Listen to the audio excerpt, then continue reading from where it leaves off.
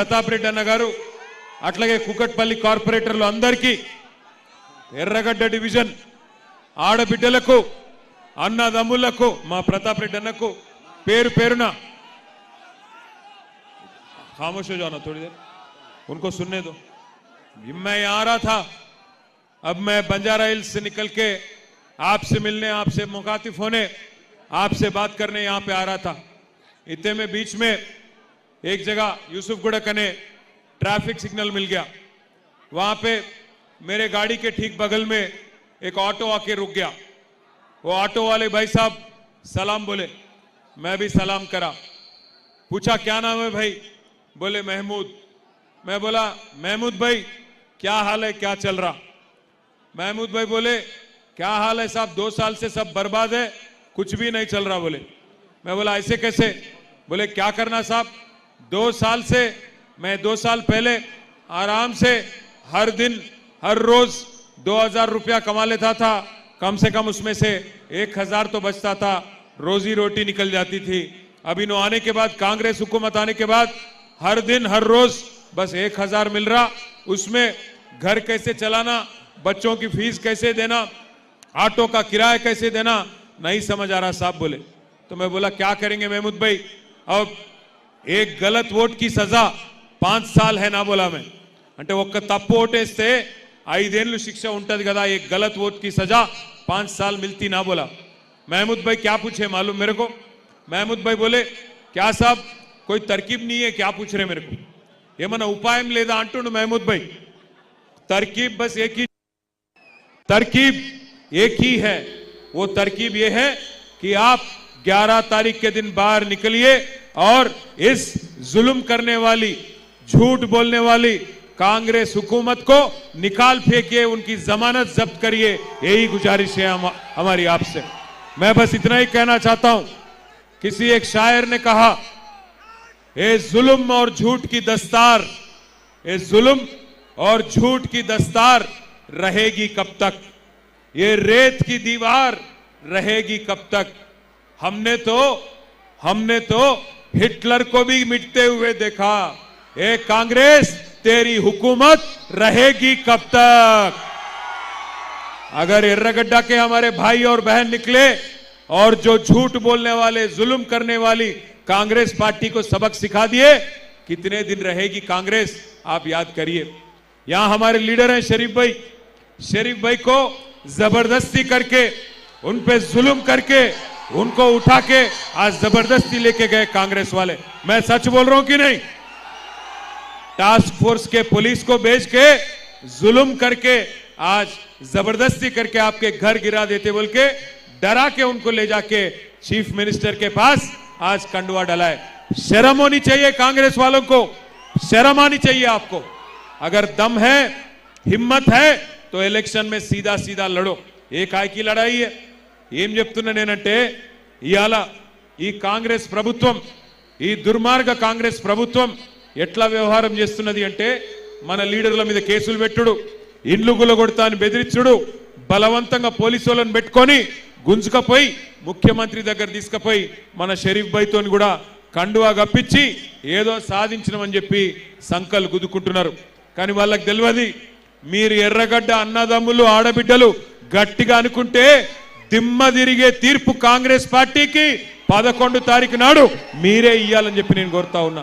ఒక్కసారి ఆలోచించండి, కేసీఆర్ గారి నాయకత్వంలో 10 సంవత్సరాల పాటు 2014 నుంచి 2023 దాకా సుకూన్గా బతికినాం. గరీబోళ్ళని కేసీఆర్ గారు బ్రహ్మాండంగా చూసుకున్నాడు. 200 రూపాయల పెన్షన్ ఉండే కేసీఆర్ ప్రభుత్వం రాకముందు దాన్ని 2000 రూపాయలు చేసిండు కేసీఆర్ గారు.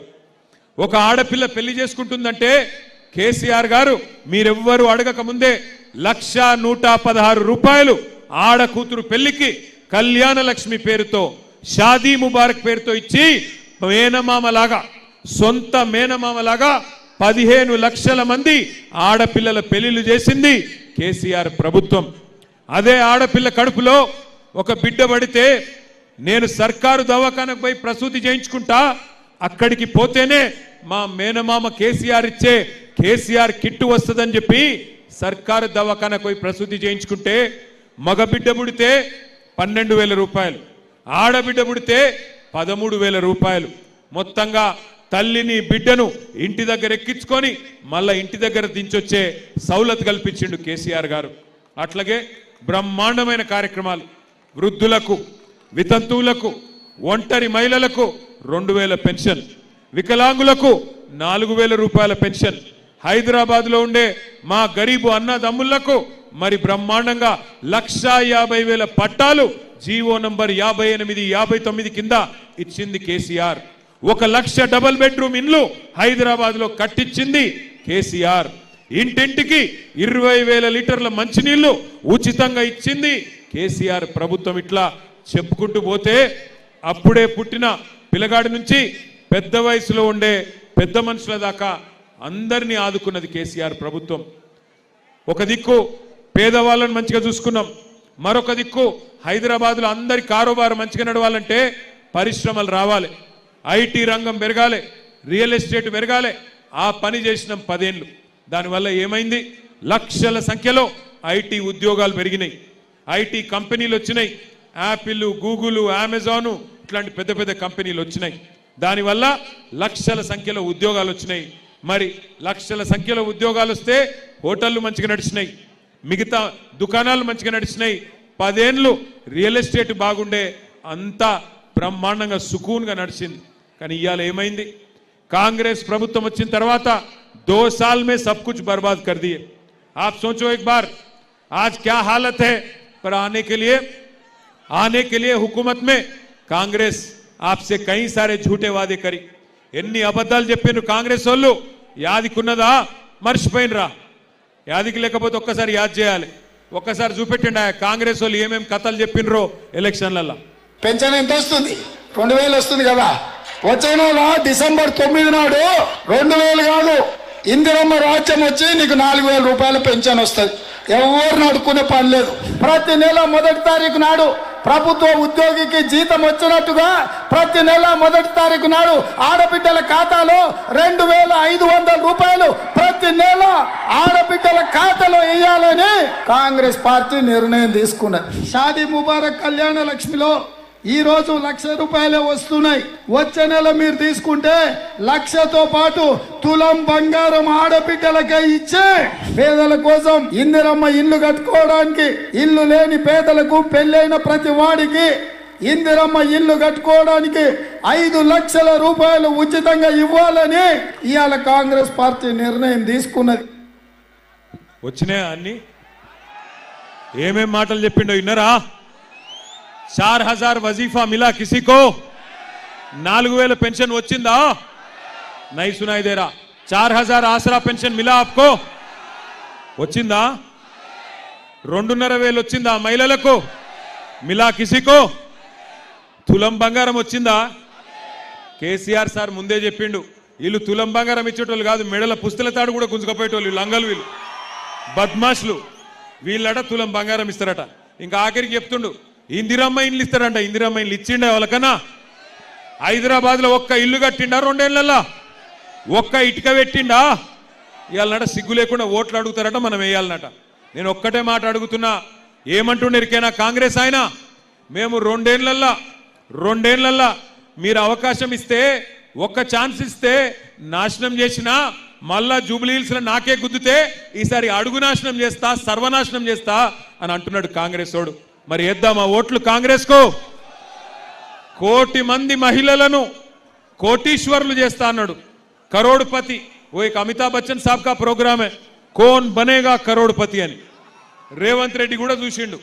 చూసి कौन बनेगा करोड़पति प्रोग्राम చూసి हमारे सब बहनों को मैं करोड़पति बना देता हूं అన్నాడు.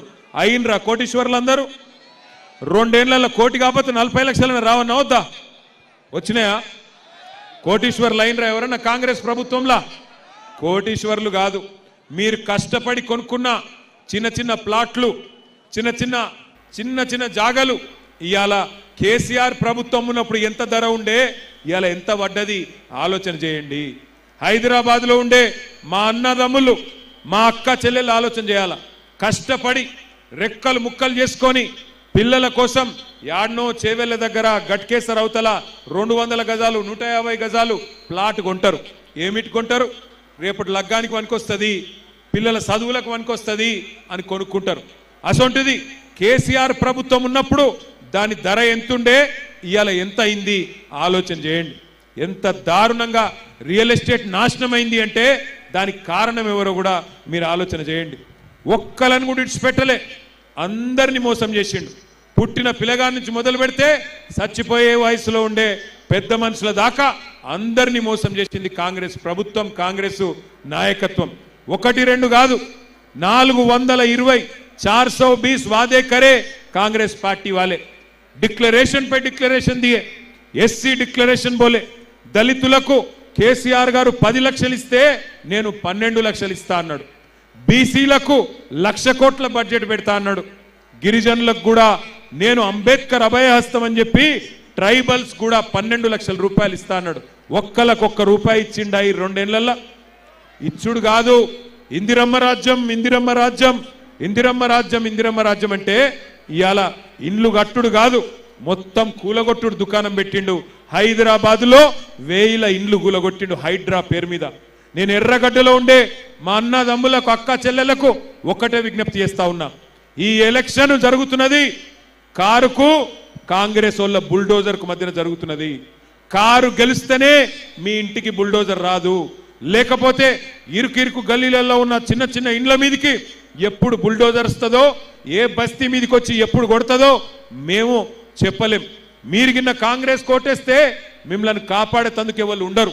ఎందుకంటే కత్తి మళ్ళా కాంగ్రెస్ వానికి ఇచ్చి యుద్ధం మమ్మల్ని చేయమంటే మాకు చేత కాదు. మీరు కత్తి మాకు ఇయ్యండి, మేము యుద్ధం మీకోసం చేస్తాం. బుల్డోజర్ మీ ఇంటికి రాకుండా చూసే బాధ్యత మాది.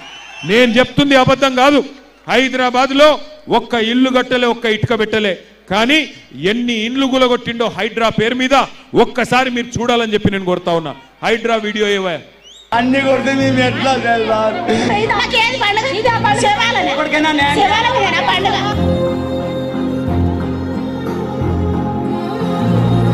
అయ్యా రేవంత్ రెడ్డి గారు మీకు ఓటేసి కల్పించినందుకు మాకు శిక్ష చేస్తారా? మాకు చెప్పండి అయ్యా.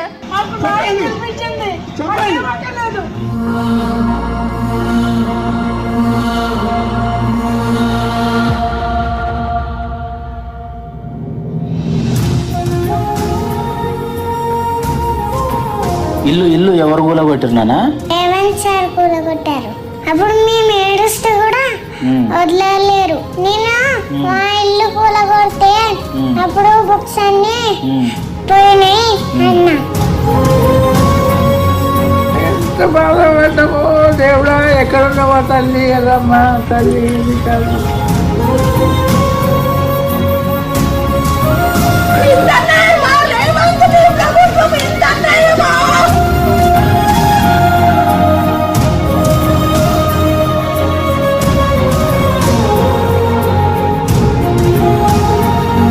केसीआर साहब घरान दिए गरीबों को चाबियां दिए. रेवंत रेड्डी साहब आके हमारे घरान तोड़ दे रहे लोगों के. 250 घरान तोड़ दे रहे, हम पैसे लगा के 500.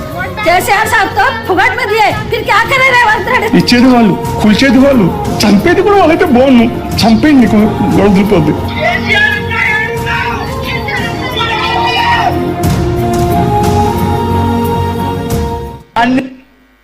తమ్ముడు చెప్తున్నాడు, కేసీఆర్ అన్నా ఎక్కడున్నావు నువ్వు రావాలి అంటుండ తమ్ముడు.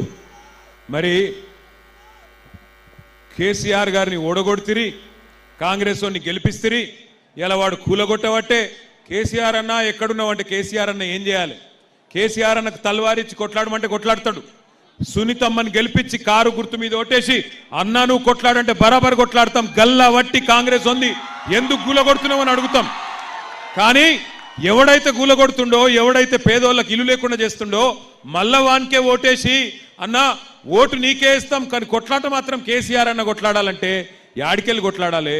ఈ హైడ్రా భూతం, ఈ హైడ్రా రాక్షసి, దీన్ని నేను ఉత్తగానే వ్యతిరేకిస్తలేం పార్టీగా. మీరు ఒక్కసారి చూడండి, హైడ్రా ప్రతాపం అంతా గరీబోళ్ళ మీదనే ఉంటుంది. ఇగో పెద్ద పెద్దోళ్ళు ఇక్కడ ఫోటోలు పెట్టినాం చూడుర్రి. ఇగో ముఖ్యమంత్రి అన్న, ఈయన పేరు తిరుపతి రెడ్డి, దుర్గం చెరువులో ఇల్లు కట్టిండు, దుర్గం చెరువు శిఖంలో ఇల్లు కట్టిండు. ఆయన ఇల్లు కూలగొట్టే దమ్మున్నదా హైడ్రాకు? ఉన్నదా? ముఖ్యమంత్రి అన్నగా ఇల్లు కూలగొడుతుందా హైడ్రా? అగో శ్రీనివాసరెడ్డి, పొంగులేటి శ్రీనివాసరెడ్డి మంత్రి, ఆయన ఇల్లు చెరువుల కట్టిండు, కూలగొడుతుందా హైడ్రా? పట్నం మహేందర్ రెడ్డి, ఆయన ఇల్లు కూలగొడుతుందా హైడ్రా? ఇగో అట్లాగే డాక్టర్ వివేక్, ఆయన ఫామ్ హౌస్ కూడా చెరువులనే ఉన్నది, కూలగొడుతుందా హైడ్రా? వాళ్ళు ఇవ్వాలని ముట్టదు, పెద్ద పెద్దోళ్ళు డబ్బులు నోళ్ళు కాంగ్రెస్ వాళ్ళు వాళ్ళై ముట్టది. కానీ ఎర్రగడ్డలో రేపు మీ ఇంటి మీదకి వస్తుంది హైడ్రా. మీరు కాంగ్రెస్ కోటేస్తే ఇక మా ఇంటికి రండ్రి, నా ఏలుతోను నన్నే నా కంటినే పొడుచుండ్రి అన్నట్టుగా సిగ్నల్ ఇచ్చినట్టయితుంది, వాళ్ళకి ఇషారా ఇచ్చినట్టయితుంది. దయచేసి ఆలోచించండి. ఈ ఎన్నిక జరుగుతున్నది రెండే పార్టీలకు మధ్యన.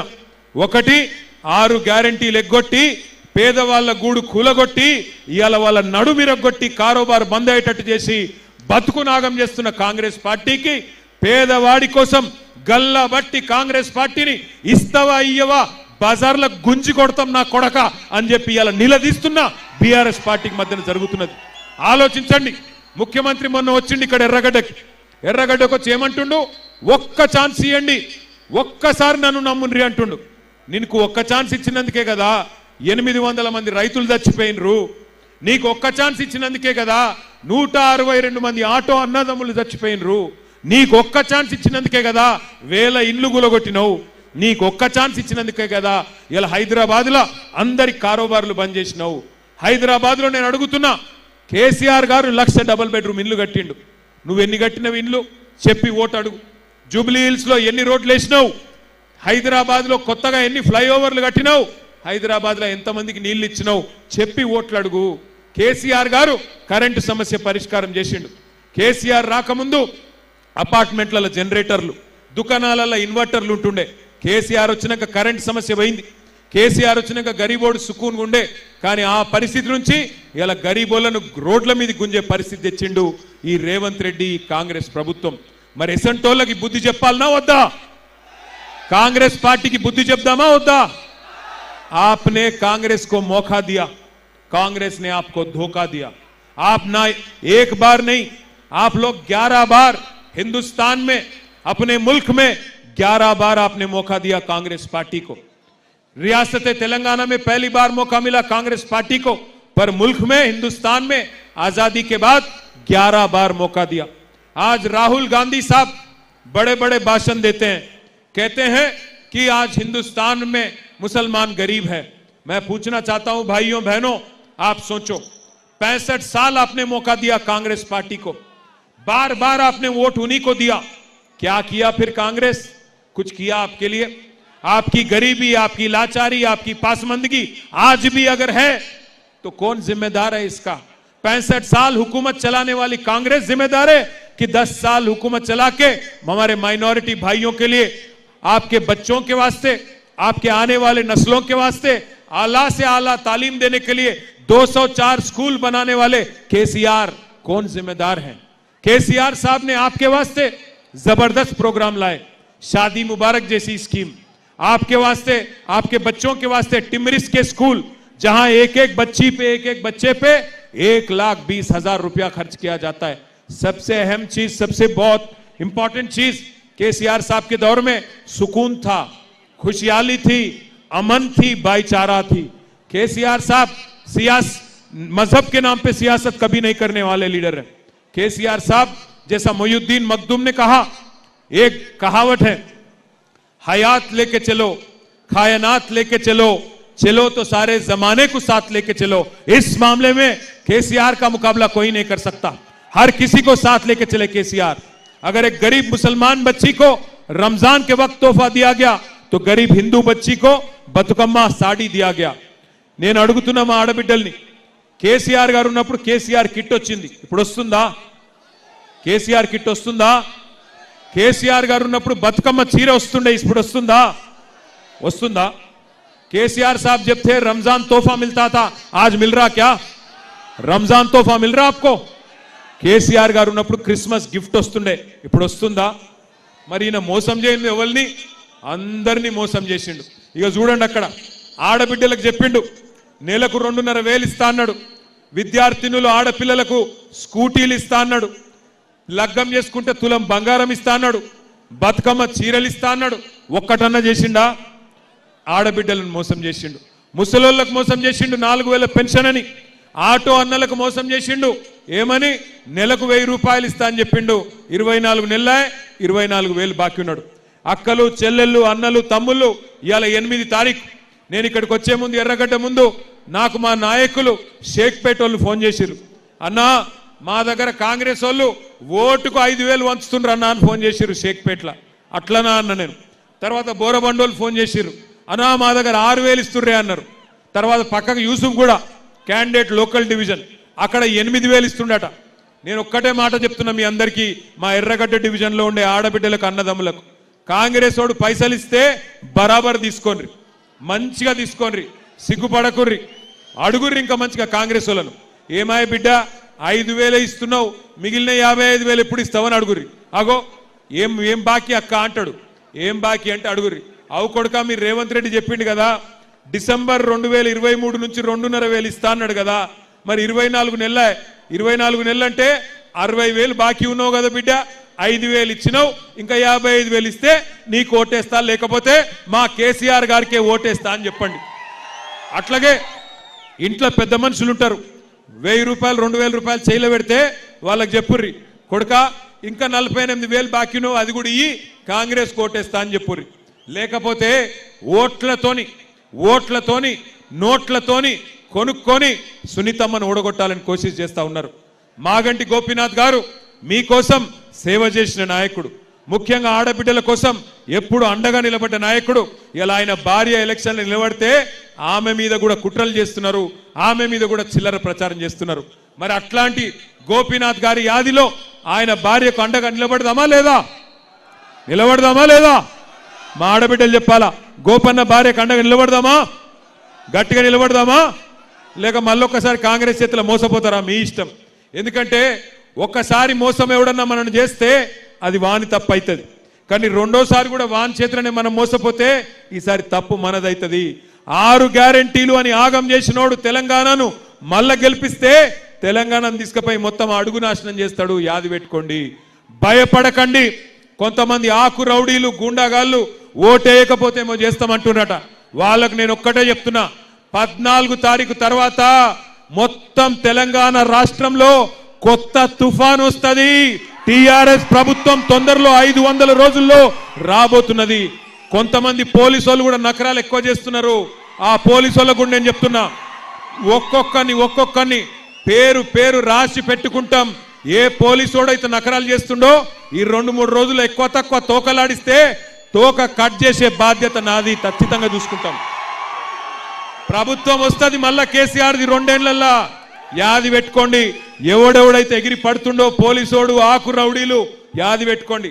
రేవంత్ రెడ్డి కాదు, వాని తాత వాని అయ్య దిగొచ్చినా మిమ్మల్ని ఎవడు రక్షించలేడు. యాది పెట్టుకోండి. ఇలా మా షరీఫ్ భాయ్ని తీసుకుపోయి ఏదో బల్మీట్కి కండువ కప్పినట్టు అనుకున్నారు. 14 నాడు చూపెడుతుంది తెలంగాణ తన సత్తా ఏందో. జూబ్లీహిల్స్ ఆడబిడ్డలు చెప్తారు సత్తా ఏందో. ఇలా మీ దగ్గర అధికారం ఉందని ఎగిరెగిరి పడుతున్నారు, ఎగిరెగిరి మిడిసి పడతా ఉన్నారు. తప్పకుండా 14 తారీఖు నాడు మీరు గుద్దుకు ఓటుకు తప్పకుండా వాళ్ళకు దిమ్మ తిరుగుతుంది. నాకు సంపూర్ణమైన నమ్మకం ఉంది. ఈ మోసం చేసిన కాంగ్రెస్ పార్టీకి బుద్ధి చెప్తేనే మీకు రేపటి రోజున 2,500 వస్తుంది. 6 గ్యారెంటీలు అమలు కావాలంటే కాంగ్రెస్ ను ఓడించాలే. ఎందుకంటే మీరు చూస్తున్నారు, కొద్దిగా సర్వేలలో వచ్చింది ఓడిపోతున్నారని, రాగానే అజర్బైని మంత్రి చేసిండు. సర్వేలలో ఓడిపోతుండ అనగానే ఉరుక్కుంటూ సినిమా కార్మికుల దగ్గర ఉరికిండు. ఇక సర్వేలలో కిద్దిగా డౌన్ అయింది అనగానే ఇలా ముఖ్యమంత్రి గల్లి తిరుగుతున్నాడు, మొత్తం మంత్రులు గల్లి తిరుగుతున్నారు.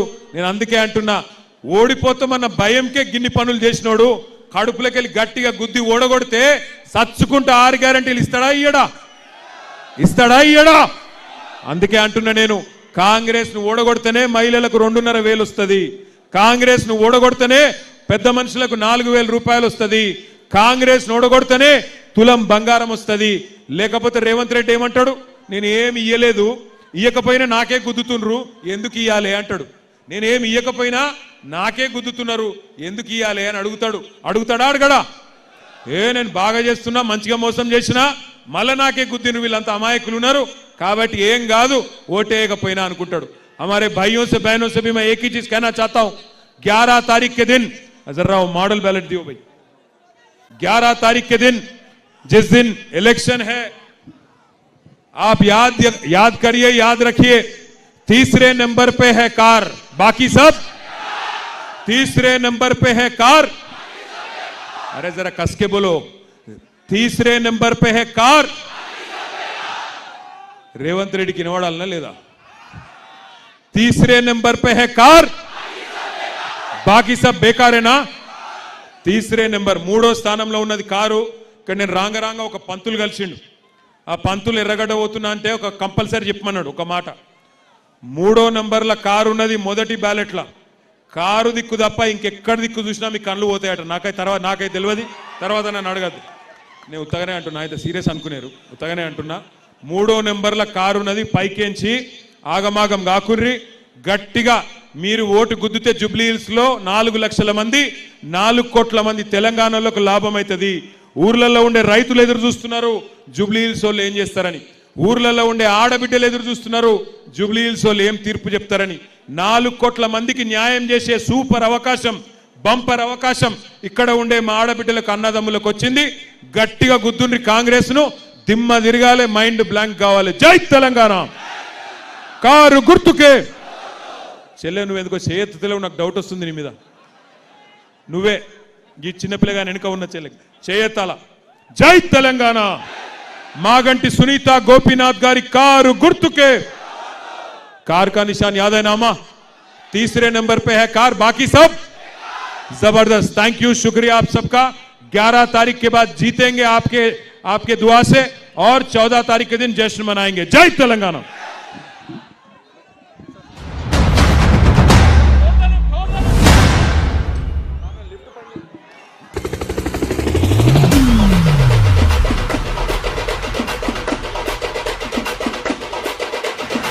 गिरा गिरा गिरा गिरा गिरा और एक धक्का